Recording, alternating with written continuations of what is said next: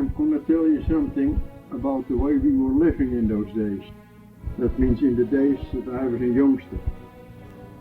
We were living on the third floor of an apartment building which consisted of a living room, kitchen, and what we call the voorkamer or the front room, which was actually the kingdom of your parents. You never came into it. In between those two rooms was kind of an alcove. It was a narrow passage with on one side some closet and a part what they call a bedstead. That's where the kids were sleeping. It's kind of crowded and could be closed off at night with either a curtain or a door.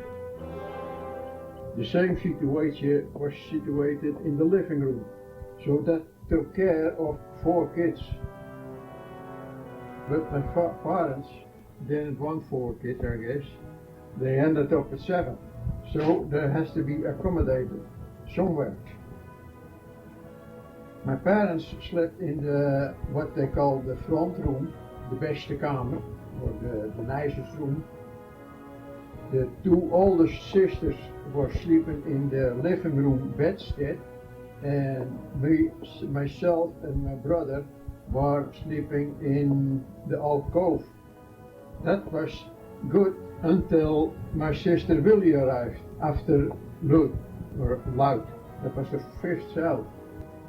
So everything has to be changed. Now on the 4th floor, or actually it was on the floor, that's what we call the zolder, kind of an attic. It's under the roof.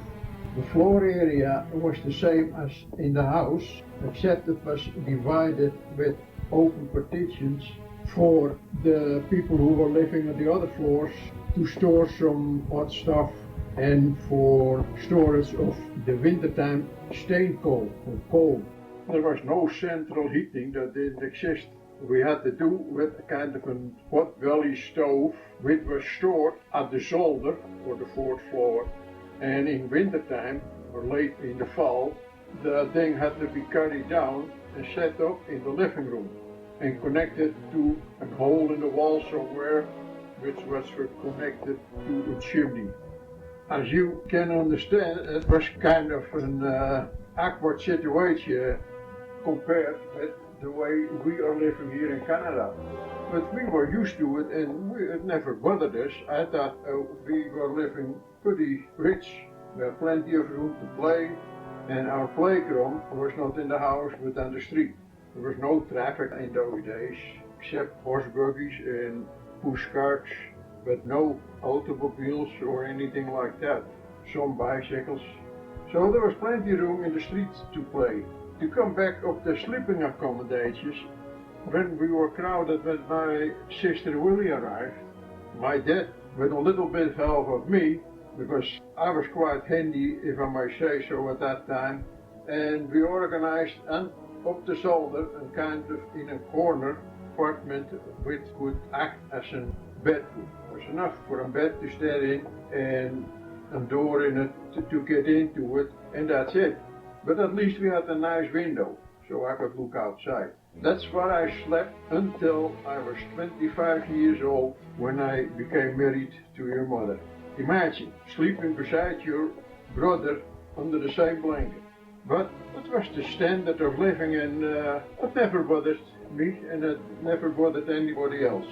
Transportation in those days was only if you want to go around in the city with a streetcar or a bicycle. But a bicycle, well, that was a thing non-existent in our family because there was no money for it and no room to store those things. But when I started working, I had to have a bike to get to work. So that's the time I got myself a bike. Well, myself, my dad bought one, a second-hand one, and I had to learn to run on the bike. I couldn't even balance myself at that time, so, but anyway, I figured it out, and I could get along. Now, to store that bike, well, where do you go with it? You could leave it on the street with somebody else who needed a bike, took care of it. So we had to carry him up the stairway, 3 flights of stairs, up till our floor, and put him in the hallway, which consisted of the staircases and a little hallway.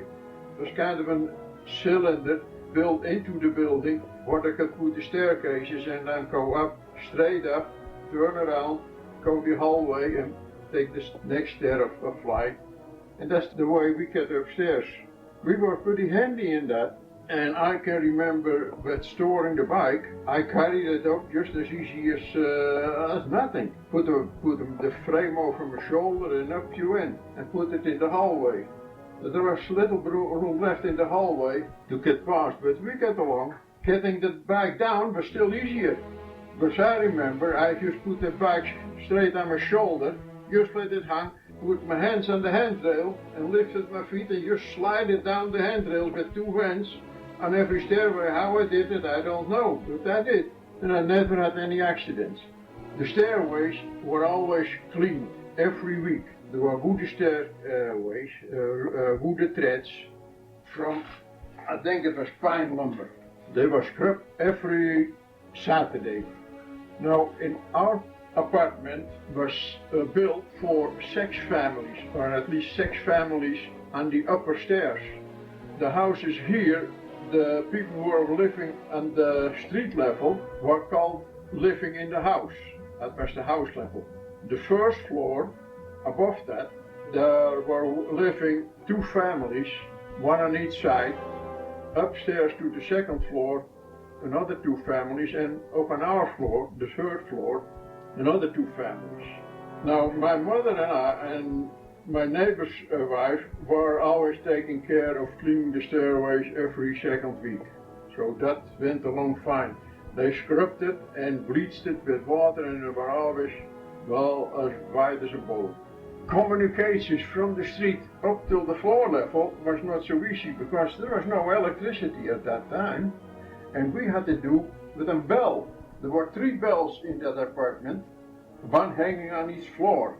And on the outsides at street level were 3 knobs you could pull on, which activated that bell on the floor you wanted.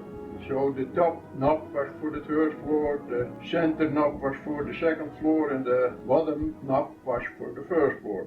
To solve the problem for not go answering the bell for your neighbor, we had a code that 2 rings was for us, 1 ring was for the neighbor.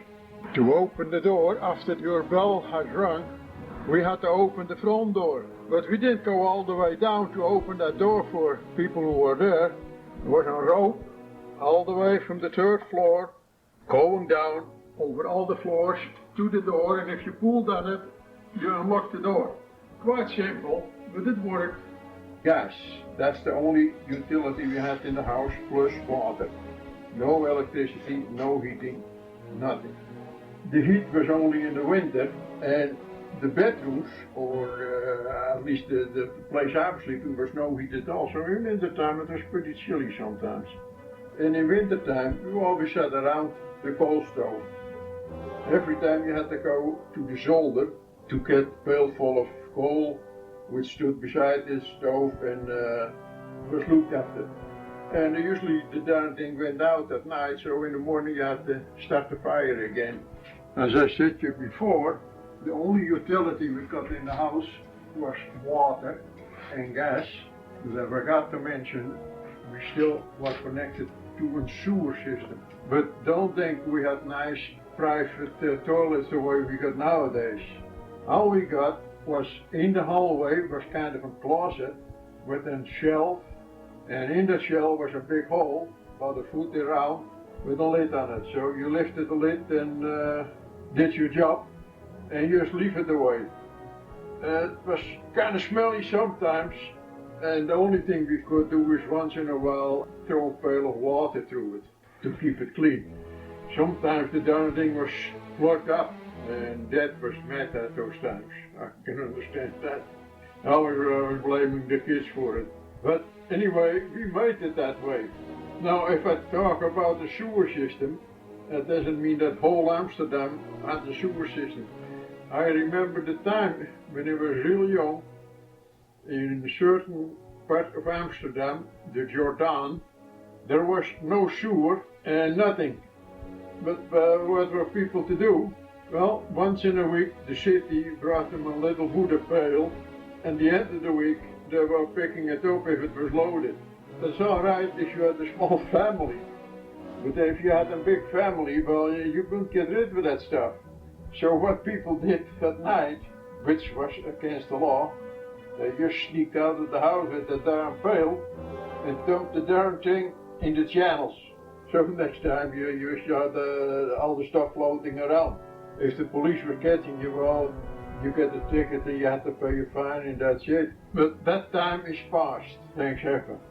I remember after the First World War, there were a lot of Belgian people displaced. They were taken care of in Holland. And they put those people to work to make electrical installations in houses. I can remember that we got an electric wire into the house and all we could burn on is one lamp in the living room, and that's it. Well, actually we didn't need it much anymore than for light anyway, because vacuum cleaners or any electrical equipment didn't exist at that time. That just about take care of the way we were living in that big city.